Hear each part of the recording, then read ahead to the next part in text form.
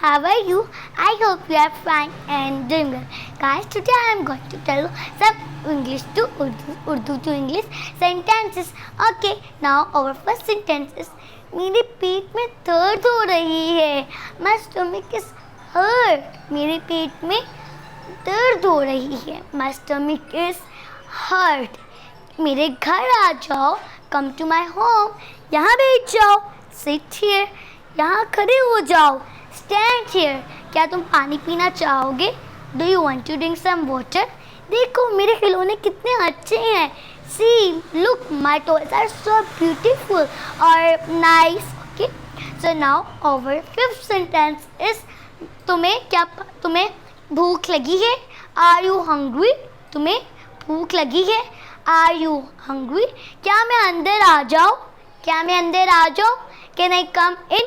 क्या मैं बाहर चले जाऊँ? Can I go out?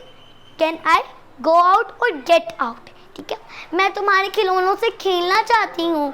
I want to play with your toys. With your toys के मैं आपकी फ्रेंड जब आपके होम आती है कहती है मैं तुम्हारे खिलौनों से खेलना चाहती हूँ. I want to play with your toys. मैं लिख रही हूँ. I am writing. ये प्रेजेंट कंटिन्यूस सेंटेंस है. मतलब अब ये देखिए इसके ing आ गया तो इसलिए प्रेजेंट कंटिन्यूस सेंटेंस बन गया.